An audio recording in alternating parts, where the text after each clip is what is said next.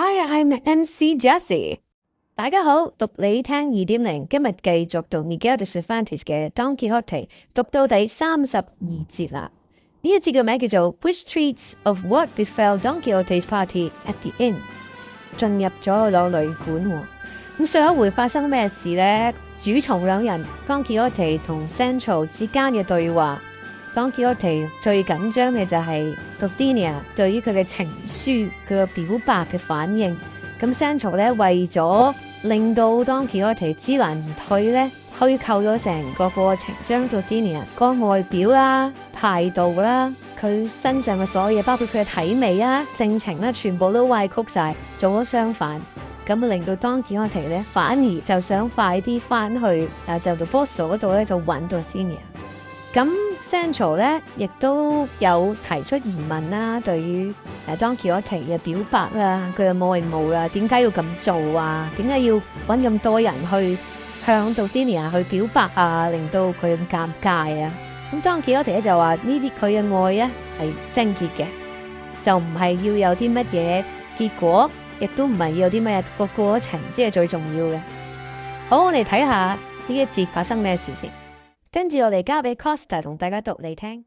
The dainty repast being finished, they saddled at once. Without any adventure worth mentioning, they reached next day the inn, the object of Sancho Panza's fear and dread. But though he would have rather not entered it, there was no help for it. The landlady, the landlord, their daughter, and Maritornes, when they saw Don Quixote and Sancho coming, went out to welcome them with signs of hearty satisfaction, which Don Quixote received with dignity and gravity, and bade them make up a better bet for him than the last time, to which the landlady replied that if he paid better than he did the last time, she would give him one fit for a prince. Don Quixote said he would, so they made up a tolerable one for him in the same garret as before, and he lay down at once, being sorely shaken and in want of sleep. No sooner was the door shut upon him than the landlady made at the barber, and seizing him by the beard, said, By my faith, you are not going to make a beard of my tail any longer. You must give me back my tail, for it is a shame the way that thing of my husband's goes tossing about on the floor. I mean the comb that I used to stick in my good tail. But for all she tugged at it, the barber would not give up until the licentiate told him to let her have it, as there was now no further occasion for that stratagem, because he might declare himself and appear in his own character, and tell Don Quixote that he had fled to this inn when those thieves, the galley slaves, robbed him.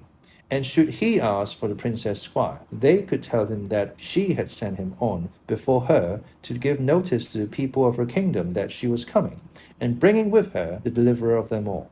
On this the barber cheerfully restored the tail to the landlady, and at the same time they returned all the accessories they had borrowed to effect Don Quixote's deliverance. All the people of the inn were struck with astonishment at the beauty of Dorothea, and even at the comely figure of the shepherd Cardenio.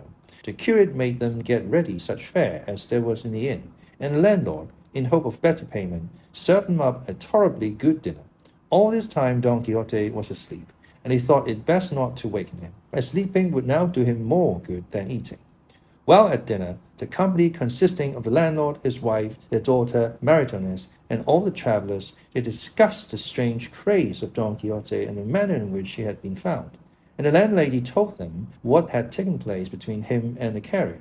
And then, looking round to see if Sancho was there, when she saw he was not, she gave them the whole story of his blanketing, which they received with no little amusement. But on the curate observing that it was the books of chivalry which Don Quixote had read that had turned his brain, the landlord said, I cannot understand how that can be, for in truth to my mind there is no better reading in the world, and I have here 2 or 3 of them, with other writings that are the very life, not only of myself but of plenty more.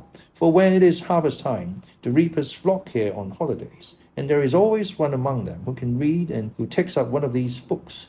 And we gather around him, 30 or more of us, and stay listening to him with a delight that makes our grey hairs grow young again. At least I can say for myself that when I hear of what furious and terrible blows the knight deliver, I am seized with longing to do the same, and I would like to be hearing about them night and day. And I just as much, said the landlady, because I never have a quiet moment in my house except when you are listening to someone reading, for then you are so taken up that for the time being you forget to scold. That is true, said Maritanus. In faith, I relish hearing these things greatly too, for they are very pretty, especially when it describes some lady or another in the arms of a knight under the orange trees, and a duenna who is keeping watch for them half dead with envy and fright. All this, I say, is as good as honey. And you, what do you think, young lady? Said the curate, turning to the landlord's daughter. I don't know indeed, senor, said she. I listen to you, and to tell the truth, though I do not understand it, I like hearing it. But it is not the blows that my fathers like that I like, but the laments the knights utter when they are separated from the ladies, and indeed they sometimes make me weep with the pity I feel for them. Then you would console them if it was for you they wept, young lady, said Dorothea. I don't know what I should do, said the girl. I only know that there are some of those ladies so cruel that they call their knight tigers and lions and 1,000 other foul names.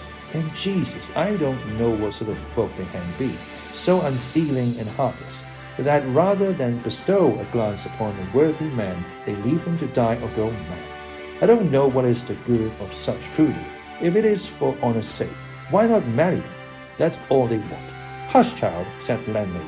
It seems to me thou knowest a great deal about these things, and it is not fit for girls to know or talk too much. As the gentleman asked me, I could not help answering him, said the girl. Well then, said the curate, bring me these books, Signor Landlord, for I should like to see them. With all my heart, said he, and going into his own room, he brought out an old phallus secured with a little chain. On opening with, the curate found in it 3 large books and some manuscripts, written in a very good hand.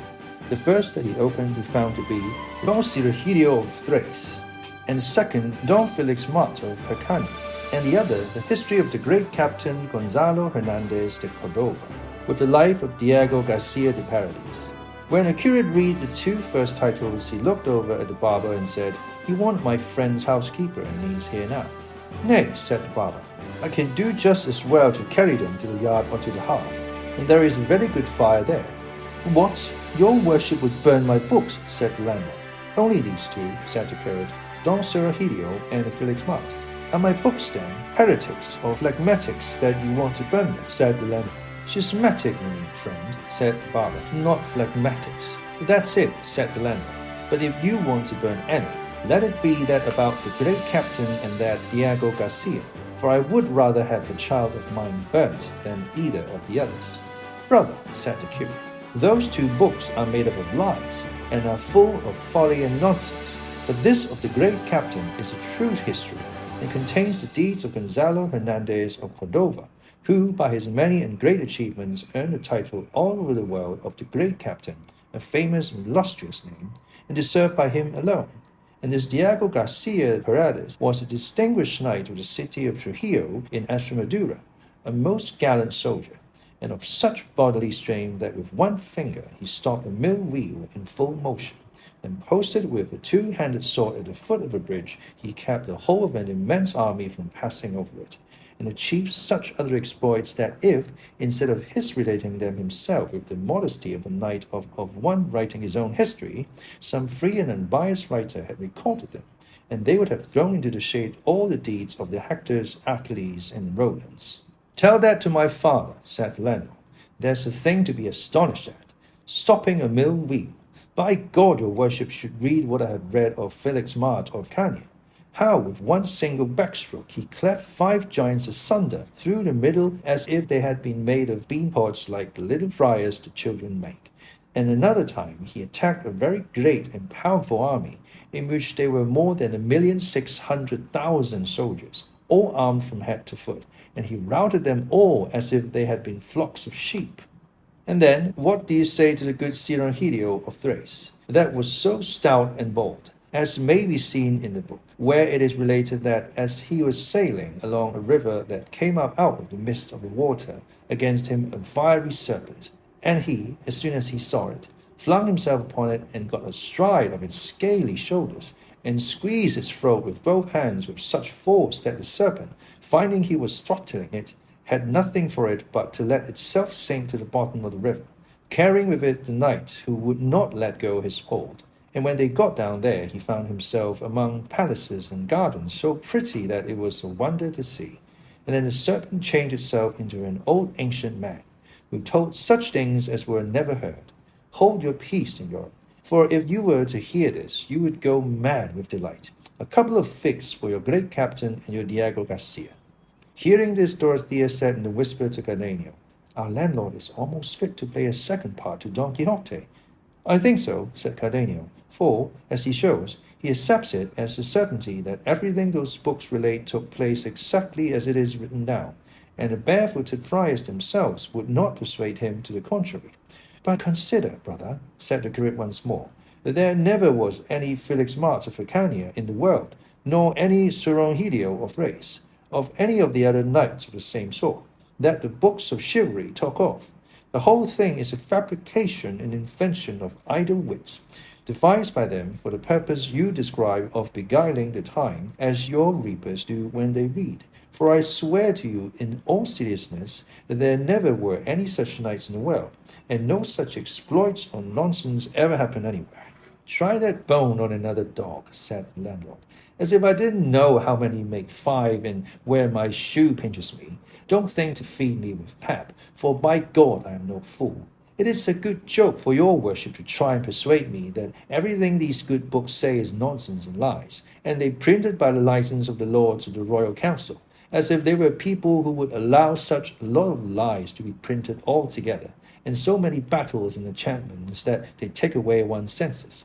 I have told you, friend," said the curate, "that this is done to divert our idle thoughts, and as in well-ordered state games of chess, fives, and billiards are allowed for the diversion of those who do not care, or are not obliged, or are unable to work, so books of this kind are allowed to be printed, on the supposition that what deeds is the truth, that there can be nobody so ignorant as to take any of them for true stories. And if it were permitted me now, and the present company decided, I could say something about the qualities books of chivalry should possess to be good ones. That would be to the advantage and even to the taste of some. But I hope the time will come when I can communicate my ideas to someone who may be able to mend matters. And in the meantime, Signor Landlord, believe what I have said, and take your books, and make up your mind about their truth or falsehood, and much good may they do you. And God grant you may not fall lame of the same foot your guest Don Quixote holds on." "No fear of that," returned the landlord.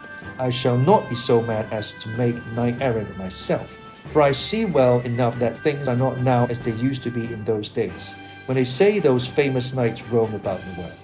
Sancho had made his appearance in the middle of this conversation, and he was very much troubled and cast down by what he heard said about knight-errant being now no longer in vogue, and all books of chivalry being folly and lies.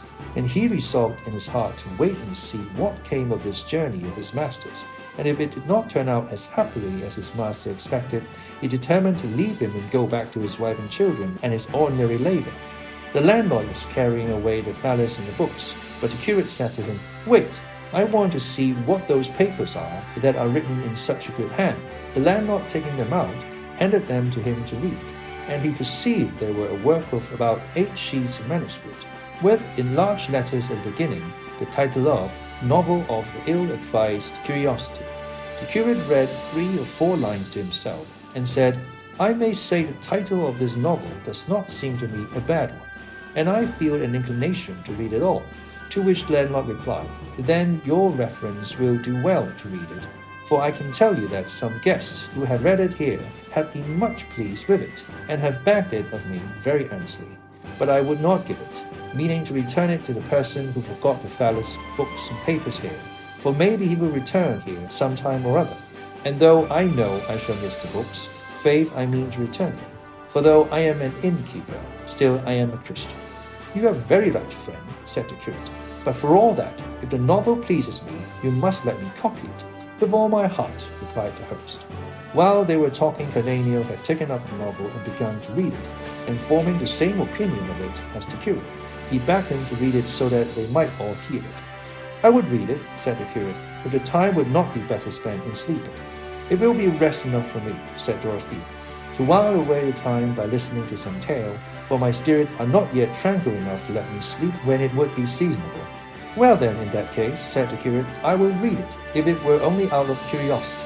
Perhaps it may contain something pleasant." Master Nicholas added his entreaties to the same effect, and Sancho too, seeing which, and considering that he would give pleasure to all, and receive it himself, The curate said, "Well then, attend to me everyone, for the novel begins thus." 唔該晒 Costa。好，咁呢一節似乎咧就翻去之前有文女向當吉訶德獻身嘅呢一個旅館啦，出現咗搞笑嘅一幕。不過咧呢一節咧就唔係想講呢一件事喎，呢一節咧就係想講呢個旅館嘅館主咧收埋咗一啲有關騎士精神嘅故事嘅書，而呢個牧師咧就好想燒咗呢啲書。咁為此咧，館主咧就為啲書作出辯護啦，就係話我當然知道呢啲書係虛構噶啦，咁但係呢啲書咧唔係真係屬於我嘅，屬於之前一位女啊，佢漏咗喺度，我希望咧假日咧可以還翻俾佢。咁但係呢啲書咧都好有趣嘅，咁啊我都睇咗，我覺得係值得留低咁樣。咁為此咧，祭司們啦，包括埋 Dorothea Central 呢啲，全部都上聽下呢個故仔。咁下一節咧就會閱讀呢個書嘅內容。好，我哋睇下呢一字有啲咩字同大家分享。Repast，R-E-P-A-S-T， 名詞嚟嘅，意思係 a meal、a time。Phlegmatic，P-H-L-E-G-M-A-T-I-C， 形容詞嚟嘅，形容一個人嘅。Having an unemotional and stolidly calm disposition。Stolidly calm disposition。一個好沉着嘅性情，一個人。